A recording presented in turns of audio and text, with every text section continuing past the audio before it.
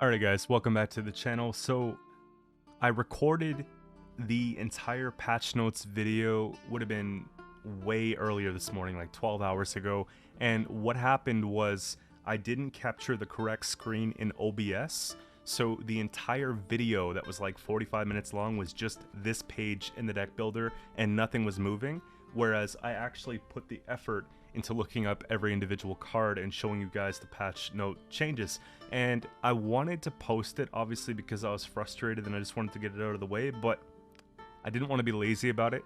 So let's go and try and redo it here. And I just want to open up the conversation because I'm sure you guys have read the notes by now. I'm sure someone else has published a video by now, but we haven't had a chance to talk about it together. So this is why I'm going and redoing it here so that we can prepare together for the new patch tomorrow. So let's get into it here. Basically, having read it by now, I know that there's going to be a few main goals with this patch, and they're going to be giving support to monsters, they're going to be giving support to some syndicate archetypes like the Firesworn, and they're going to be giving support to Qcento, mainly with the elves. So those are like the big takeaways from the patch here. However, they also did a little bit of balance changes with thinning packages, specifically affecting Nilfgaard, Northern Realms, and Skellige. So they're going to be making the thinning options a little bit more expensive, so then maybe it deters people from playing them, or they find other ways to go about the same sort of things. And I think that's going to rejuvenate the game quite a bit. I'm not going to lie, I am a fan of the discard package for Skellige, and in my Become a Pro series, I just got the cards I needed to get that done, so it's a shame that I have to see some nerfs to that. However, it is what it is, and the show must go on, so there has been a lot of good changes in with the couple that I'm not so keen on. One thing I'm a little bit worried about is some of the archetypes taken from being already pretty good or not bad and really being buffed. And I'm thinking that, you know, it's kind of what they did with Siege, but in this case it's looking like the same thing with monsters and Firesworn. I like the archetypes, so I'm excited to try it, but I hope that it's not overdone, and I hope that we all don't get sick of it after the next month. So we'll go through the changes here. First one is Geralt Quen, and I'll just put them in while I'm talking about them here. It's a very minor change. So in this case, it had Adrenaline 3. They're changing the Adrenaline 3 to Adrenaline 4. And this is going to help with a couple different decks. So if you're thinking Skellige Witchers, that's good. If you're thinking Northern Realms Witchers, it's also good. Because Keldar Northern Realms Witchers has Adrenaline 4. So it pairs it up quite nice, and you can sequence it a bit better and get the shield, so you don't have to waste leader charges and stuff like that to keep it going.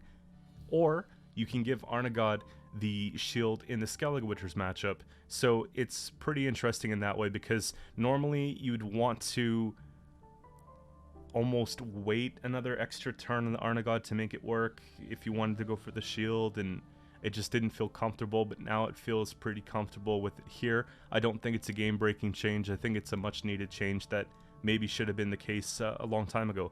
Now, Magic Lamp's a stratagem token. They're just going to make it doomed. So what this means basically is if you're playing against a clog matchup, they're not going to be able to clog this card, which is good, right? They'll actually just be able to only clog cards from our starting deck now, so it helps us out because at least we have a reason to play those cards in future rounds, whereas Lamp we don't have a reason to play. So I think that's a fair adjustment. Triangle within a triangle, I'm not super keen on this card to begin with. So boost an ally by the power or by its provision cost, or damage an enemy by its provision cost. So you can imagine that a lot of cards that are like 12, 13 provisions, they don't really have high base power. So you're not doing a whole bunch of damage there, right? And if you're looking to use it offensively for damage, let's say you're playing against Syndicate and they have a Sea Jackal and it's worth like 20 points. Well, you'll be doing 4 damage to it because it's a 4 provision card. So I don't love it. I think it plays really well against like mid-range cards, like if we're trying to get rid of like a 7 or 8 provision card, like that seems pretty good. But I almost feel more comfortable at that point using a Becker's Rock Slide. We also have the option, like let's say if we play something like a Simlast that's 2 power, you know, boost an ally by its provision. Well, that gets kind of interesting, right? Because we get the 10 boost, or the 12 boost on it rather. But then again, it's too expensive for 9. It's a little bit better for 8. I don't think the card's going to be great after the change, but I think it's going to definitely help the card, right? So maybe there might be a reason to put that in some deck, whereas right now I just don't think there is.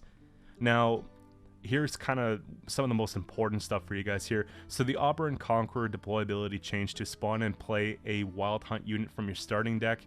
I'm sure most of you guys are familiar with this card because even if you're a new player, you know, Frost is pretty beginner friendly. So this card here evolves into Aberrant Conqueror in round 3. And what they're just saying is instead of creating one of a random 3 generated, you get to pick one from your starting deck. So that makes it a little bit easier to synergize what you're doing, right? You get to pick what you want when you want it. So I like that quite a bit. Now, Eridan, I'm a little bit worried about this one here. So Eridan power change from 6 to 7. It doesn't feel like much or look like much, but it's actually quite a bit.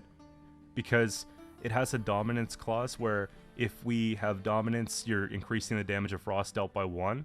And so now we're actually giving it dominance much easier on our side of the playing field, and it's going to be harder to remove, right? So power change from 6 to 7. If we play it on the opposite row of Frost, we get 8. If we play it after we have Aberrant out, it's going to go to 9. You know what I mean? Like, then it gets kind of scary. It demands like a heat wave or something like that. What's nice about it though is like right now, oftentimes I'll find myself heat waving this card, and I feel kind of bad about it. Now I won't feel bad about taking a heat wave on it, so that's definitely something to look at. I was just thinking about maybe an interaction with this. This is kind of scary, because if you take a Caranthir into an Eridan, that might be actually something that, you know, would be justified at this point, because having a couple out there, you know, it's pretty wild. Now, where rat ability change to order spawn a number of rats in the row equal to the amount of boost on self, then lose a point of boost for each rat spawn, cooldown 1. Before the end of your turn, consume a unit to the right. It's very similar wording to what we have currently on the card. I don't think that this is going to impact the way that the card's played, right? It's reset this unit's power and spawn a number of rats in the row equal to the amount of boost it lost. It's similar. It just feels like they're sort of like rephrasing it so it's easier to understand mostly, right? Before the end of your turn instead of at the end of your turn. So maybe there was like an interaction that wasn't working properly and it's going to be fixed. I don't really see a big change with that. This is kind of scary. Winter Queen. So they're reworking this card quite a bit. So the devotion ability changed to once both players have passed, boost self by 2 for each turn of Frost remaining on the opponent's side. Now, you can imagine if you put a bunch of Frost down on the playing field, it's going to get quite wild, right? And this deck does thin, this card does thin from deck, right? So we get Frost on both rows, it'll summon. But I do think for the times that you brick this card, it's not going to be as big of a deal, which is actually quite interesting because think about it this way. If I put like 3 or 4 turns of non-interactive nonsense and just put Frost, Frost, Frost and just like use everything, right? And then they pass on me, I play this card and then I pass and then it boosts by 2 for every turn of Frost that we have on each row, right? Like that could just be a big point slam to win a round without having to like use anything else really, because like Ardgeth is an echo card, we get it back, maybe we play some of our other cheap Frost, you know. I'm just thinking about like ways. I don't think you'd intentionally play it that way, but it's definitely something you could do, right? And again, it's another card that actually plays into the Caranthir idea that I had. You see what I'm saying? So this is where it gets kind of scary, because you can let one thin naturally, but you can then just like make a copy of one from hand if you want to hold on to it intentionally. So kind of scary. Chimera Adrenaline changed from 4 to 5. It's not a big change. It's a needed change. This card's really good if you're playing swarm decks, whether it be rat swarms or token swarms with the drones, right? Like the Arrakis swarm. You know, being able to have it at Adrenaline 5 makes it so we don't have to wait as long to get payoff cards. Again, it won't drastically change the archetype, but it'll give it a little bit of a nudge in the right direction, which is nice. Red Rider's ability changed. So Red Rider's is the one that is not the Echo card, right? I don't tend to run these ones as much, but I don't think they're that bad now. I mean, overall, like, they're good for 5 provision. So spawn Frost on an enemy row for 2 turns, then replay a Bronze Wild Hunt unit. Spawn Frost on both enemy rows for 2 turns. So more often than not, you'll probably use this. Because if I can replay a card, think about us playing like, it has to be a bronze, right? But we have some really good deploy abilities that we'll get into here. And also things like Naglfar Crew that we already know put Frost for a couple turns. Like, there's tons of different stuff, right, that has deploy abilities. So just think about it that way, right? Or if they lock something, we can replace something even and just get it started again. So it works quite well. I really like this feature of it. So this line alone would make it so that maybe I would try and run the card. This is just the same as before. Slizzard power changed from 5 to 4. Provision changed from 5 to 4. Significant buff. So I don't think that the card's great still. Right? Power changed from 5 to 4 is kind of a nerf. But this is kind of a buff. And so I look at it overall like it's a buff. Because we don't really care. Like, usually it gets removed anyways on an empty board. And it's when it decides to stick and the opponent can't answer it that it's good.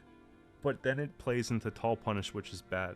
So the card design itself, like, it doesn't work super well in the meta right now. But again, it's one of those things where I don't need it at 5.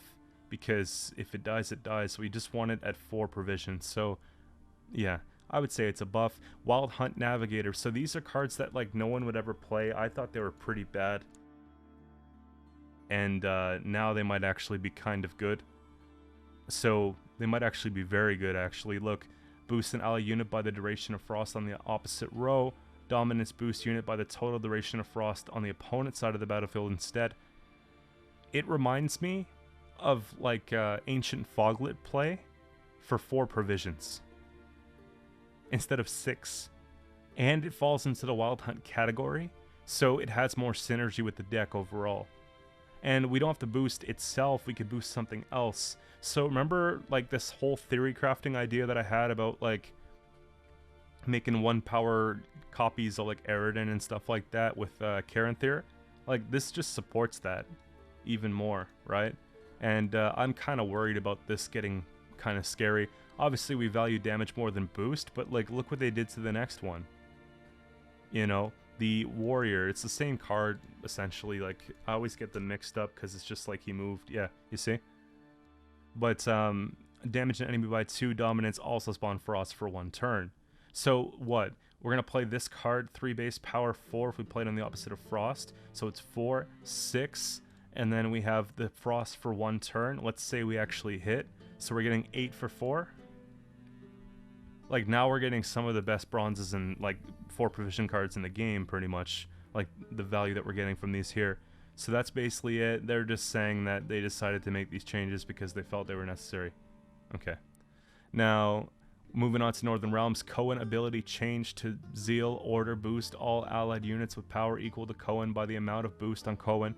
So at first, I didn't think that anything changed.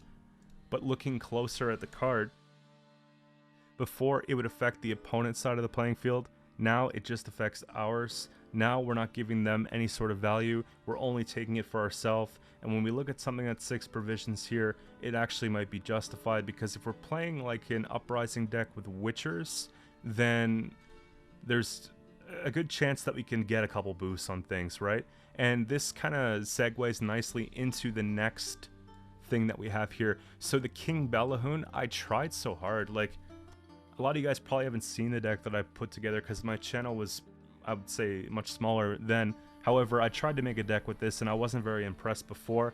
8 provisions was kind of expensive. Whenever you play a unit with 4 or less power, make it to 4, devotion, make it to 5. So that looks great and everything, but this is so easy to remove or lock.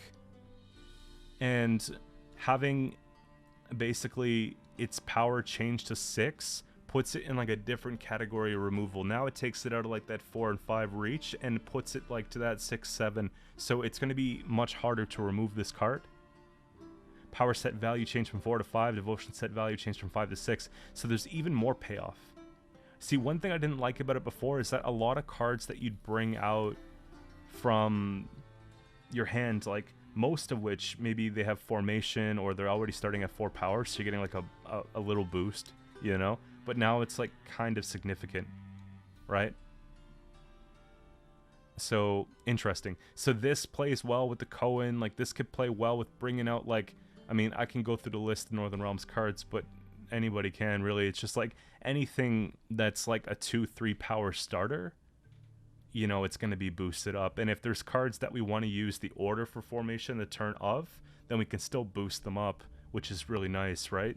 So we're not losing that. We can get the zeal on them and stuff. So pretty cool. Siege Master provision changed from 4 to 5. This card was just reworked, and it seems to be a trend in the game, right? They rework something and then they say, whoa, it's too broken. So whenever you play Siege Engine, summon self from your hand to the right of it, then draw a card.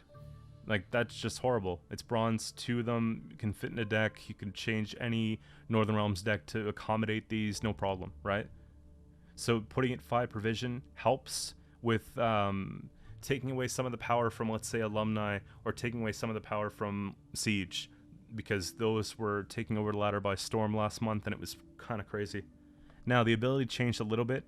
Order reduce the unit's cooldown by 1 whenever you play a Siege Engine, summon self from hand to the left and draw a card. So very, very similar. It goes to the other side, left instead of right. And it has reduced cooldown. So the reduced cooldown's cool, and you can still put this card in like many decks, right? Because there are a lot of Northern Realms decks going around that have cooldown right now. You know, if you're playing, let's say, Alumni, you've got the Shawnee, you have Rafford's Vengeance, you've got a lot of Siege Engines in the Siege decks. You know, it might give you more of an excuse to run like Dandelion if you're trying to do like a hand buff carryover type thing, right? So makes things a little bit more interesting there. I'm glad that they worked in a second clause and didn't just nerf it to 5, because then I felt like it would be almost unplayable. I mean, I say that, but it probably still would be playable. I just think it's fair, right? So that's pretty much it. Because then, you know, you're removing crew, you have a reason to at this point, because there is an order as well. So that's pretty much it. They're talking about how these cards were weak and we need to fix them, and how these cards are broken and we need to fix them, right? Moving on to the next one here, the Torvill. I was just talking about this card because I played against it recently, and they're actually going to make this like OP. So if you read here, basically, look, if I control an Elven Dead, I use both abilities. So it doesn't even matter they change the power from 5 to 4. That's fine, right? But if we have a Deadeye, so one from Leader even, super easy to get. We're getting to use the 4 damage here, so 2 and 2, plus the whole row by 1. So imagine they have a full row with 9 units. We do the full 9 damage, and then we get the 2 and the 2. So it's 9, 10, 11, 12, 13, plus the 4 for 8 provision is busted. Now, obviously, that's the ceiling, but I think with a ceiling so high, you can run this card always, and you don't have to worry about it. And it makes it that much easier to run it, because Vernaciel gets the buff, right? So Vernaciel, I'm glad this got the buff, because a lot of cards that play similarly to this, like let's say Usurper. Usurper plays for 12 plus an engine. This one's kind of like a pseudo synergy, like with the whole like Deadeye ambush thing that it can do. But if you play it for points, it plays for 11 points for 12 provision. It feels power crept. So when they made it 11 provision, that's really good, because there are often times where I'd like to put Oniromancy and Simlas in a deck, or I'd like to put, you know, like that Heat Wave or something in there, but we're like a provision or 2 short. So this helps clean that up a little bit here. Now, this card, I think, is going to be really good. I'm a little bit disappointed because I liked it the way it was, but I'll adjust it to change, and I think that it's fair. I think it's really cool anyways. Like, I liked the fact that it was 5 and it did 2 damage. I really did. And I played this in like any sort of Squirtle deck. I liked it in like no unit even. Like, it was a good card. Chips things down or just takes 1 by 2. But what they did here was that they improved it. So power change from 5 to 2, that's fine. So a little bit of a power nerf here, but damage an enemy by 3. Death blow spawn in Elven Deadeye. Damage 2 enemy units by 1. So you get to pick which here. What I don't know for certain is, does Death Blow proc twice if we hit 2 by 1 and it works? That's something that we need to know. I don't think that they would do it that way. That seems unfair, right? If they have 2 tokens, or like, you know what I mean? Like, you could even run this in Precision Strike at that point, or any Skirmishes deck, and just get things nudged down and just boom for points, right? So I really want to know how that interaction works. It'll probably be one of the first things that I play, but I'm hoping that it's just, if you get a death blow at all, you get 1, because otherwise it's just not fair, right? Double fan of Bowman. It's a card you'll see in like every single elf deck pretty much. It's a good card. I think it's pretty good. Obviously, it has a condition where, you know, damage an enemy unit by 1 for each row that separates it from this unit. So we have to play this on range, and if they play a melee, we only get the 2 points, so it's 5 for 4. But if they play it on range, it's 6 for 4, and we get 3 damage. So that's nice. Gets a bit better though with 1 base power buff. So now we're looking at it playing 7 for 4. And I like 7 for 4s. I think they're great, especially when they're doing damage as well. The Free Vanguard, this is something that I'm most excited about because I see this card being played often, but I just didn't think it was very good. So, boost self by 1 for each elf in your hand. When I play elves, I like to run like Bountiful Harvest and stuff like that, and some special cards. So I wasn't getting the full value from this. If I was to play it from deploy, it might play 5 or 6 points for 5 provision. It felt weak. Now, the fact that we could do it that way, or we can play it on range and boost self by each elf on the row, makes a big difference. I'm assuming that the deployability kicks in before the like it counts itself. So like, let's say there's 8 and this will be the 9th unit. I'm guessing that when you play this, it'll boost itself by 8, but then you put it at 10 power for the 5 provision, and it just seems like really good, right? Like, just good proactive plays, solid point slam, and, you know, swarming shouldn't be a big problem. I think that it's definitely worth looking at here. I was doing something similar with like a Cat Witcher in a couple of my decks that had elves at one point. So I like this. Keep it under the same, you know, unit type, and just add more synergy to the deck. So perfect. Waylai ability changed, guys. So if you're used to running this card, you know, make sure you know how to play it these days, because they're changing it. Damage an enemy by 3 and spawn a Deadeye in the on a random row. So what's nice about this before? So Waylai's it's a tactic card, right? It's this one here. So before it was Death Blow spawn. Now it's just spawn. So now we don't have to feel guilty about having these in hand going into a short round and worried about getting a death blow and all that nonsense to make it count. It's automatically playing 6/4/4 and setting up a token for our synergy for other plays. So it just got significantly better, right? You remove the condition, the card gets like so strong. And I liked it the way it was. So you can imagine I'm going to be playing this card. Now, Isengram, I don't know how to say that second part. I'm not going to try. Power change from 4 to 6. Now, this is important for a couple reasons, right? One, that it's 8 provision, and that it doesn't always get the payoff we're looking for. Because if we find ourselves in a short round and we don't have a lot of units to spawn, well, then all of a sudden this card's kind of weak, right? Let's say we have 3 cards total and it plays 4 and then boosts all the other ones by 1, you know, it's like whatever, right? But we raised the base power, and then now it's looking pretty good, right? 6. And the best part about it too is it has a second engine, so whenever you play an elf, boost self by 1, right? So imagine it at 4. They take like a Dimeridian Bomb, Rebuke, they take a Alzur's Thunder, Boiling Oil, whatever the case, and they get rid of it. Natural Selection, like there's so many different things. The units deployability that does damage, they just get rid of this before we can get the engine value. So now we can actually consider playing this maybe, you you know, not as like a finisher. We can maybe look at using it as an engine in some cases, or just get a bit more value from it. So I don't know, it's more flexible of a card overall, it's a little bit stronger, so it's definitely something you want to have if you're going for like your Elf Swarm, right? Shiru provision change from 9 to 10, ability change to Zeal, order destroy all other units with power equal to Shiru. Now, if we're looking at Shiru, it's destroy self and all their power currently in 10.2. What they're saying is destroy all other units with power equal. So they're saying, that sounds to me like excluding self, which, sure, it's not bad. It's kind of nice, let's say if we wipe the entire board, but then this card remains.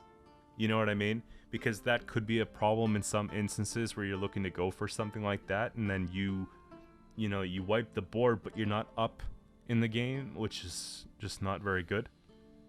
So this is cool. I might try it. I don't think it's going to be great.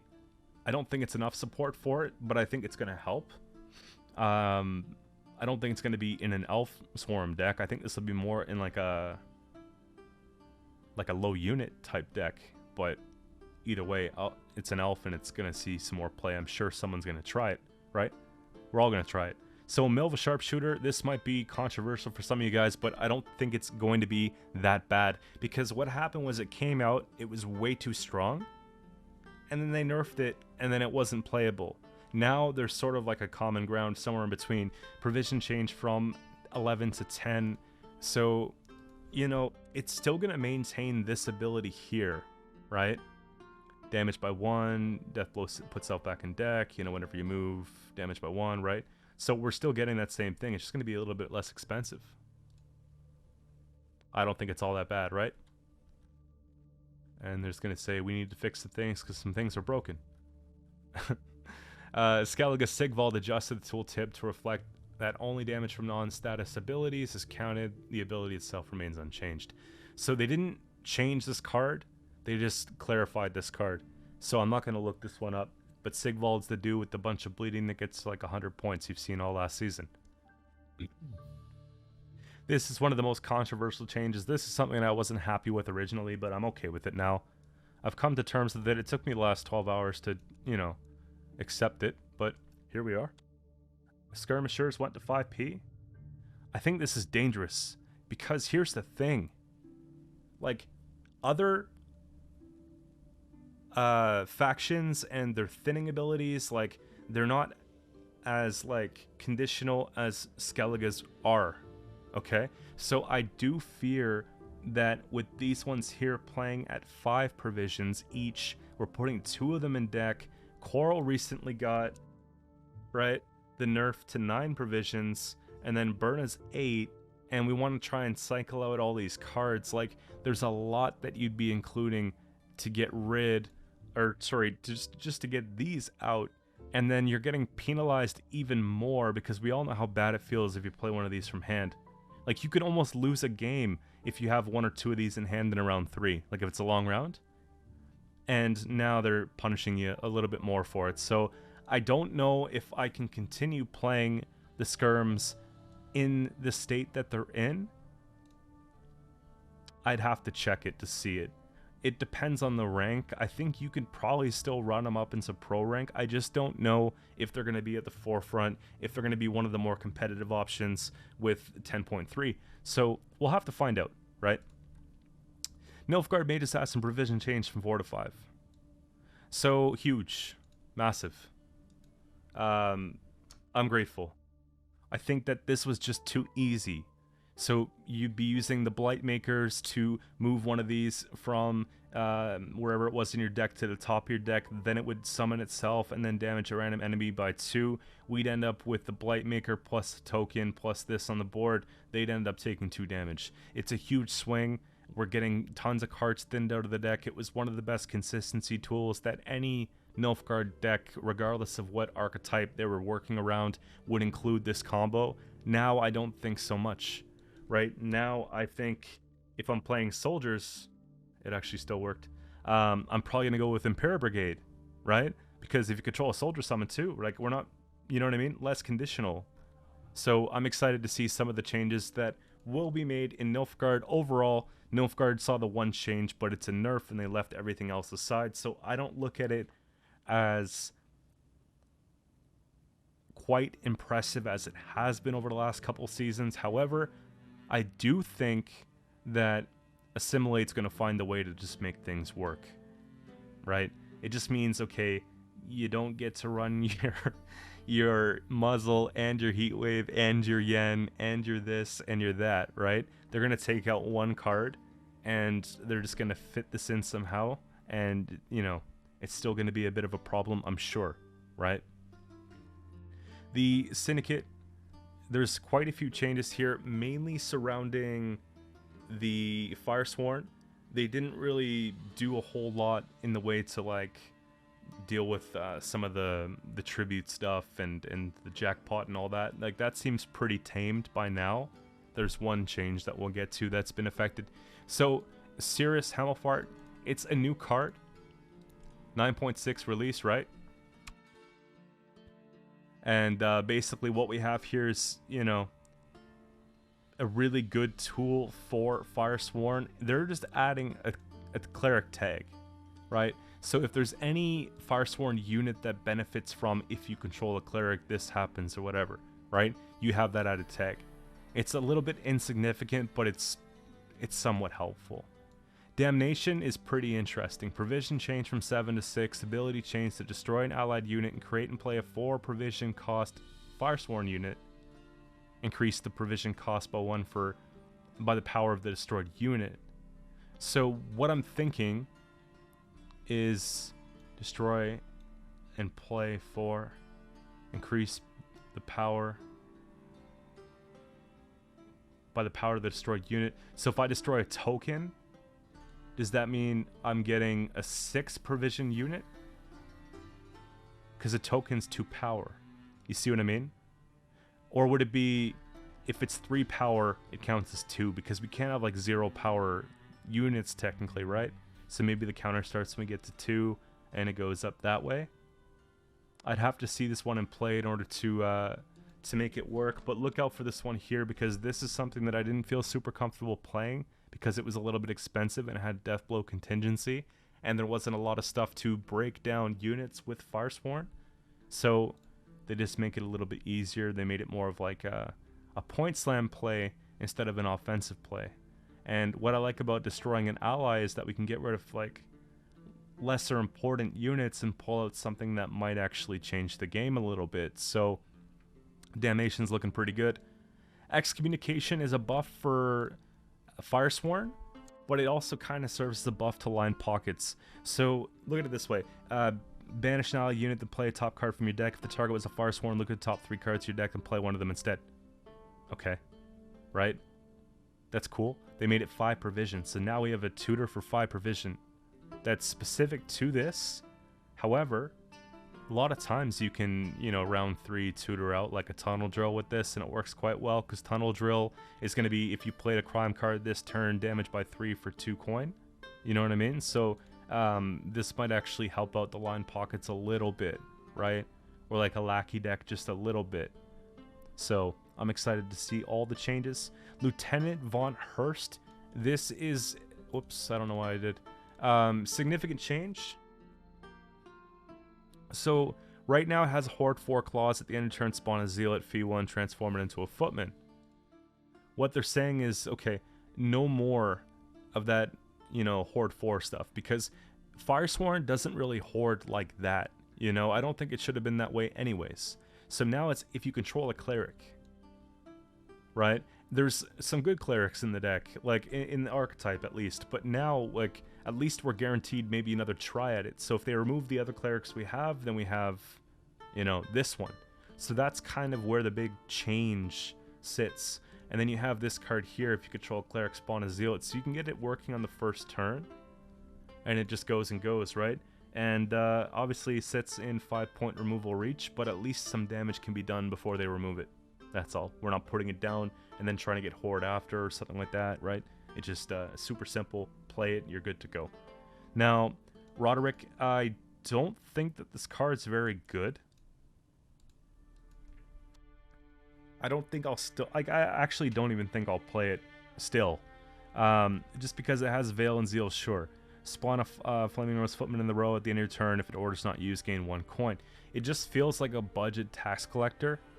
Or, sorry, an overpriced tax collector, right? 7 provision instead of 4, with the ability to spawn a Footman. Yeah, you know what I mean? Like, if it's left unchecked, then it's really good, but that's the problem if it's left unchecked. You'd have to maybe boost it or something like that as a proactive play early on, but it's not a very fast play. It's hard to say. I'd have to see it. I think that at 6 provision, it's a step in the right direction than 7. I think 5 would be broken. It's kind of an awkward card design because it's okay, but it's not great. Now, Hurst and Freak Show provision change from 7 to 8. You know this one. This is a card that I don't even have to show you guys. Right? So, fee 2, profit 2, damage 2. So, you're just a 2.2 damage spender. 7 provisions here. It's something that you'll see in most Syndicate decks, no matter what the archetype is. A lot of people find a reason to put this card in the deck. It's a really good card for just answering 4 power, 6 power engines, right? And I can imagine that, you know, you're probably sick of seeing it. I do think that with Frost being a lot stronger now, this is going to really hurt Syndicate. This being 8 provision now, only to get pushed with a bruiser or something as soon as you play it, it's going to get really hurt. And, like, I don't know if Syndicate's going to be in the spot that it was for the past while, just with some of these other things coming out to match the tempo. So, we'll see. They're probably like, okay, enough Tribute, enough Jackpot, enough of this. Like, we need a Firesworn meta. So, I'm okay with that. Cleric of the Flaming Rose, profit changed from 2 to 3. Right? Little changes. But the little changes add up. I like this card a lot. These are the Clerics I'd probably run in my deck. They're pretty much the only ones I do run. Well, with the exception to Hemmelfart now, right? But profit 2, tribute 2. Now it's going to be profit 3, tribute 2. So we get the extra coin. Then we get a spender of it, which is kind of nice. When we spawn tokens, we can flip them, get the armor on them, right? So, I did not want to do that. There. Eternal Fire Disciple. So, this is another card that I like to play. It's like a little inexpensive, bit slower tempo, like Helveed. I don't know if it's going to load. Okay, but anyways, what they're saying is profit 2, fee 2, spawn Zealed in the row, cooldown 1. So you can do it once a turn. They're basically saying now you can spawn a 2-point token for 1 point, or 1 fee. So, you know, not a lot of coin goes around with this deck. Now we can make it count a little bit more. So I like that quite a bit.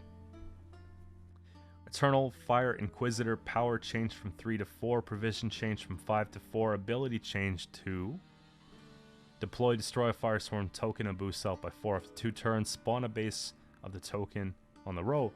That's huge. We get rid of 2 points, we boost self by 4. Let's say our token's damaged, we get rid of 1 point, we boost ourselves by 4. After that, we spawn it back a few turns later. So this is a card you guys want to look out for. It just feels... Push it back. It just feels like this is going to be pretty good, right? Now it's a deploy, so it doesn't really get a lot of value if we take it back from the Hemmelfart, but it's good to just play. At least it's making it so we don't have to like fill a Firesworn deck with like cards that are not Firesworn cards in like the lower provisions because they're just better than the Firesworn cards. You know, we're going to have like actual Firesworn cards to play through and through, so that's pretty cool. Lonely Champion ability changed to immunity. That was there already. Zeal order destroy a Firesworn unit in the row and boost self by their total power. So this is the same. The cooldown now is 2. So before there wasn't a cooldown. It was basically like you do it once, that's it, you know? Now we can sort of play a little bit better into the whole thing, you know what I mean? And we can have a bit better board management, so if we're over swarming, we can just take care of these things as they happen. So that's kind of scary. I don't know if you'd run 2 of them, just because, like, I feel like all it's doing is sort of clearing up some space, right, and protecting the points that we have.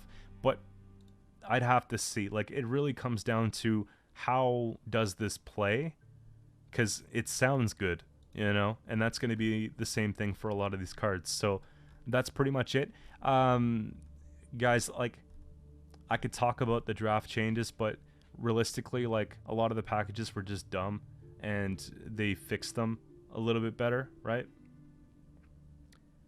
So I'm excited to maybe give that a try, and I think that that's what we'll do as far as the draft part, is I'll just do like a let's play draft number 3 or something like that sometime this month, and we can go through it together, look at the new packages, and talk about them then. But for now, it's not really going to impact the way that most of you guys are playing. Game fixes: Keeper of the Flame will now boost Self on Tribute as intended.